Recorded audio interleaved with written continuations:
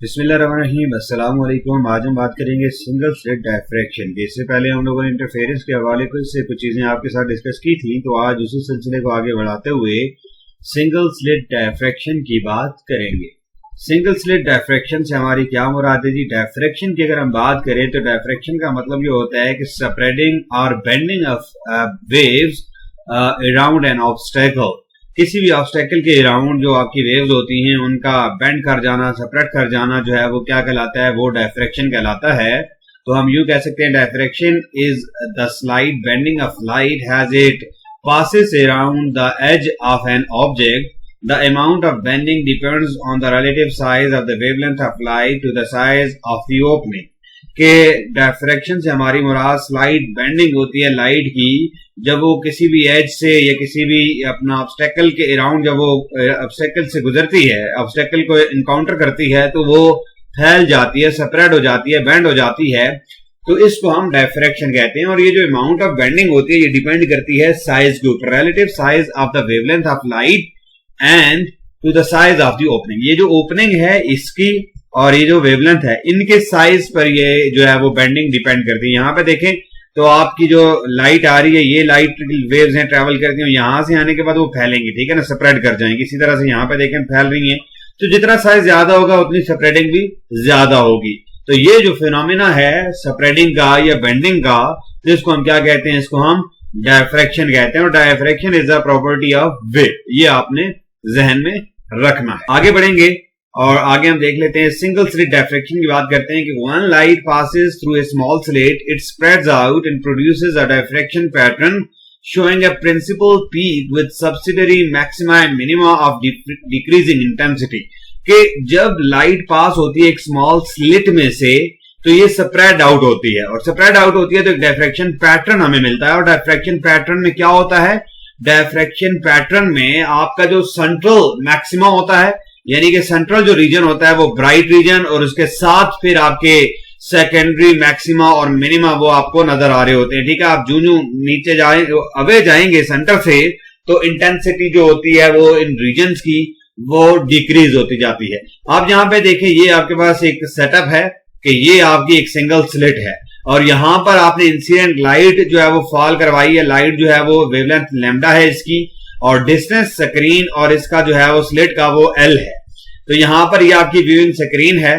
तो ये आप देखें तो आपका ये ब्राइट रीजन सेंट्रल जो है वो मैक्सिमम ये प्रोड्यूस होता है, और इसके बाद सेकेंडरी मैक्सिमम प्रोड्यूस होते हैं, यानी कि ब्राइट जो एरियाज हैं, ब्राइट जो आपके बैंड्स आपको अपीयर होते हैं, लेकिन वो जब आप दूर जाएंगे सेंटर से तो वो फिर उनकी जो ब्राइटनेस होती है वो भी कम होती जाती है। तो ये बेसिकली डायफ्रैक्शन है कि जब भी आप स्मॉल ओपनिंग से आपकी वेव जाएंगी तो यहां पर आपका जो डायफ्रैक्शन पैटर्न होगा, सेंटर वाला रीजन जो होगा वो ब्राइट होगा, और उसके साथ जो एडजेसेंट रीजन होंगे वो जो है वो लेस ब्राइट होंगे। तो ये हमारा डायफ्रैक्शन पैटर्न होता है। जब हम एनालाइज करते हैं सिंगल स्लिट डायफ्रैक्शन को, तो एक्सपेरिमेंटल सेटअप ये है हमारा कि यहां से हमने जो है वो लेजर लाइट फॉल करवाई है, ये हमारी सिंगल स्लिट है, और यहां से आप स्क्रीन के ऊपर ऑब्जर्व करते हैं कि जो सेंट्रल आप देखें ब्राइट रीजन, फिर उसके बाद जो रीजन हैं ब्राइट रीजन, उनकी इंटेंसिटी कम होती जाती है। जो जो आप सेंटर से दूर जाएंगे तो इंटेंसिटी क्या होती जाएगी? कम होती जाएगी। तो ये आपका जो है वो डायफ्रैक्शन पैटर्न होता है। तो ये आप फिगर देखें, आपने मोनोक्रोमेटिक लाइट फॉल करवाई है सिंगल स्लिट के ऊपर, ये जो लाइट है यहां से पास होने के बाद स्प्रेड होगी, और यहां पर आपको क्या मिलेगा? ये जो स्क्रीन है यहां पर आपको डायफ्रैक्शन पैटर्न मिलेगा।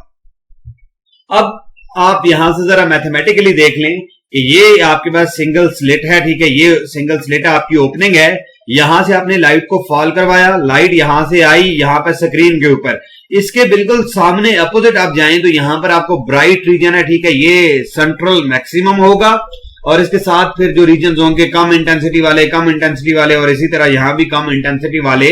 तो यहां पर होता क्या है? बेसिकली जब आपकी लाइट आती है यहां से स्प्रेड होती है, तो ये वाला जो रीजन है यहां से अगर हम देखें तो हाइजन प्रिंसिपल के मुताबिक, हाइजन प्रिंसिपल हमें ये कहता है कि हर एक जो पॉइंट होगा यहां पर वो एज ए सोर्स एक्ट करेगा जो सेकेंडरी वेवलेट होंगे उनके लिए। तो यहां से हम जितने भी देखें, अगर यहां से देखें तो सारी लाइट जो होगी वो एक जैसा डिस्टेंस फॉलो करेगी। अगर यहां से भी कोई लाइट पहुंचती है यहां पर, यहां से भी यहां पर, तो वो एक जैसा डिस्टेंस ट्रैवल करेगी, कोई भी उनके पाथ डिफरेंस नहीं होगा।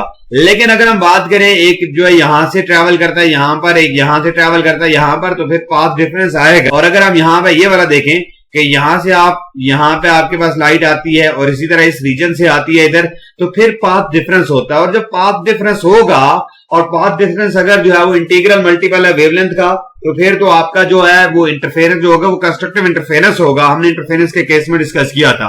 और अगर पाथ डिफरेंस जो होगा वो जो हाफ इंटीग्रल मल्टीपल हो वेवलेंथ का, ठीक है, तो फिर क्या होगा, फिर आपके पास डिस्ट्रक्टिव इंटरफेरेंस होगा। और अगर दोनों वेव्स यहां से एक साथ पहुंचे तो कंस्ट्रक्टिवली इंटरफेयर करेंगी। कंस्ट्रक्टिवली इंटरफेयर करेंगी तो आपको एक ब्राइटर रीजन मिलेगा, ठीक है ना, एक दूसरे के इफेक्ट को क्या करेंगी, एनहांस कर देंगी। और अगर एक पहले पहुंची एक बाद में पहुंची है, एक का क्रॉस दूसरे का ट्रफ मीट करता है, तो फिर डिस्ट्रक्टिव इंटरफेरेंस होगा। और डिस्ट्रक्टिव इंटरफेरेंस के केस में आपको जो है वो क्या मिलेगा जी, एक दूसरे का इफेक्ट कैंसल आउट करेंगे और डार्क रीजन मिलेगा। ये आपने ध्यान में रखना है। अब यहां पे देखें कि इनिशियल वेव फ्रंट आपका ये, ठीक है, यहां से आपकी जो स्लिट विड्थ है ये ए है, यहां से आप ट्रैवल करते हैं, थीटा आपका 0 है। एक साथ अगर सारी की सारी जो वेव्स हैं आपकी पहुंचती हैं, ठीक है, तो फिर क्या होगी, वो कंस्ट्रक्टिवली इंटरफेयर करेंगी। हम बात करते हैं for an open slit of width A, subdivide the opening into segments and imagine a Huygens wavelet originating from the center of each segment। कि आप इसको ओपनिंग को क्या कर दें, सब डिवाइड कर दें मुख्तलिफ ओपनिंग सेगमेंट्स में। तो इमेजिन करें कि हाइजन वेवलेट जो है वो ओरिजिनेट हो रहा है सेंटर से, हर एक सेगमेंट के सेंटर से। द वेवलेट्स गोइंग फॉरवर्ड, ठीक है जी, क्यू से वो फॉरवर्ड डायरेक्शन में जो है वो ट्रेवल करेंगे। All travel the same distance to the screen and interfere constructively to produce the central maximum। तमाम की तमाम जो वेवलेट्स होंगे वो ट्रैवल करेंगे स्क्रीन की तरफ और स्क्रीन तक एक जैसा डिस्टेंस वो मूव करेंगे। और जब एक जैसा डिस्टेंस मूव करेंगे तो इसका मतलब है वो कंस्ट्रक्टिवली इंटरफेयर करेंगे।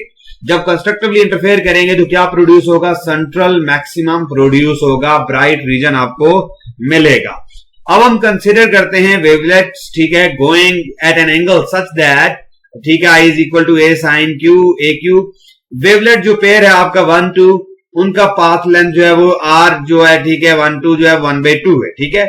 और एक दूसरे के साथ वो एक जैसा डिस्टेंस वो मूव नहीं करते, तो फिर क्या होगा, जब एक जैसा डिस्टेंस मूव नहीं करते तो वो एक दूसरे का इफेक्ट कैंसल आउट करेंगे। इसी तरह से आपका जो पेयर होगा 3 4 5 6 इनके लिए भी एप्लीकेबल होगा। तो जब इस तरह का होगा तो फिर ये एक दूसरे के इफेक्ट को क्या करेंगे, कैंसल आउट करेंगे।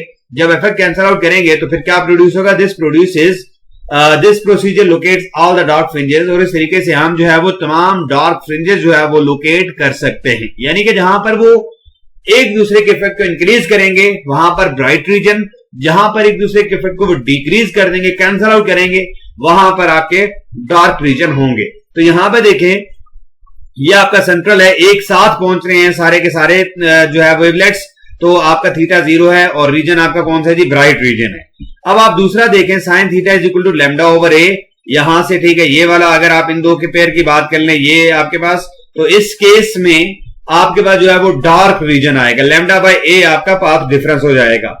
अब अगले में देखें तो sine theta is equal to 3 lambda over 2a, तो अगेन आपको ब्राइट रीजन मिलेगा। फिर उसके बाद आगे जाते हैं तो sine theta is equal to lambda over a आ रहा है, तो यहां पर अगेन आपका डार्क रीजन मिलेगा आपको। तो ये आपके सक्सेसिव ब्राइट और डार्क रीजन आपको मिलेंगे। तो इस तरीके के साथ हम जो है वो स्पेसिफाई कर सकते हैं डार्क रीजन और ब्राइट रीजन। सेंट्रल आपका ब्राइट रीजन जहां पर वो कंस्ट्रक्टिवली इंटरफेयर करेंगे और उसके बाद ऑनवर्ड आपके डार्क रीजन आएंगे।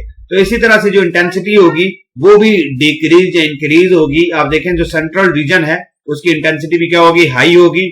और उसके बाद जो आप साइड पे जाते जाएंगे, आगे बढ़ते जाएंगे, तो आपकी जो होगी इंटेंसिटी जो होगी वो क्या हो जाएगी, वो डिक्रीज हो जाएगी। अब यहाँ पर आपके जो साइज ऑफ स्लिट है वो भी जो है वो मैटर करता है। तो यहाँ पे नैरो अगर स्लिट होगी तो आपका जो सेंट्रल रीजन होगा वो ज्यादा ब्राइट होगा और फिर ब्राइटनेस आहिस्ता आहिस्ता कम होती जाएगी। अब मीडियम में आप देखें तो सेंट्रल रीजन की ब्राइटनेस जो है वो कम है। इसी तरह अगर वाइड स्लिट होगी तो वहां पर देखें ज्यादा आपके पास जो है वो मिलेंगे, आपको ब्राइट रीजन्स मिलेंगे, लेकिन जो सेंट्रल रीजन होगा उसकी ब्राइटनेस कम होगी, ठीक है। When the light is diffracted by a single slit, then a diffraction pattern is formed having a central maxima and subsidiary principal maxima and minima has shown in the above figure. तो आप देखें यहाँ पर कि जब भी light diffract होगी तो डायफ्रैक्शन पैटर्न आपको मिलेगा सेंट्रल ब्राइट रीजन, और उसके साथ साथ फिर जो है वो सेकेंडरी जो आपको मैक्सिमा और मिनिमा आपको मिलेंगे। तो ये हमारा डायफ्रैक्शन वाला जो टॉपिक था ये आज हमने किया है डिस्कस। इसको देख लें, अगर इसमें कोई मसला होता है, कोई परेशानी होती है तो आप मुझसे डिस्कस कर सकते हैं। Thank you very much.